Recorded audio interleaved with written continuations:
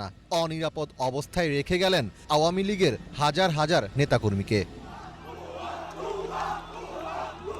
অভূতপূর্ব ছাত্র জনতা অভ্যুত্থানের মাধ্যমে সরকার পতনের পর বোন রেহানাকে সাথে নিয়ে দেশ ছাড়েন শেখ হাসিনা।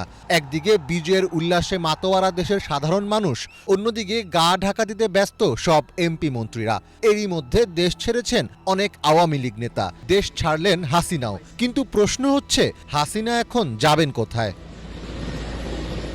প্রধানমন্ত্রীর পদ থেকে পদত্যাগের পর গতকাল দুপুরে একটি সামরিক উড়োজাহাজে করে দিল্লি পৌঁছান হাসিনা। তবে জানা গেছে, হাসিনাকে আশ্রয় দিতে রাজি হচ্ছে না মোদি সরকার।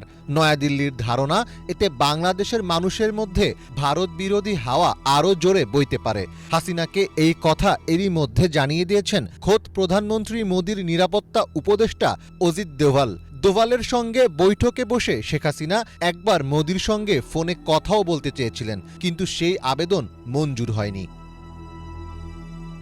বাংলাদেশে হাসিনার ইস্তফা ও সেনাবাহিনীর অন্তর্বর্তী সরকার গঠন নিয়ে সোমবার রাতে দীর্ঘ বৈঠক করেন প্রধানমন্ত্রী মোদি, পররাষ্ট্রমন্ত্রী জয়শঙ্কর সহ ভারত সরকারের গুরুত্বপূর্ণ ব্যক্তিরা।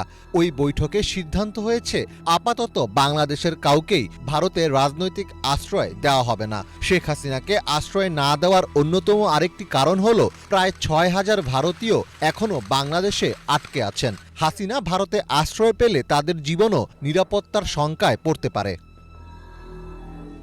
তবে ভারতের সংবাদ মাধ্যম এনডিটিভি জানিয়েছে, শেখ হাসিনাকে আপাতত সাময়িকভাবে ভারতে থাকার অনুমোদন দিয়েছে নয়াদিল্লি। বাংলাদেশ ঘিরে থাকা পুরো সীমান্ত ও সব চেকপোস্টে নজরদারি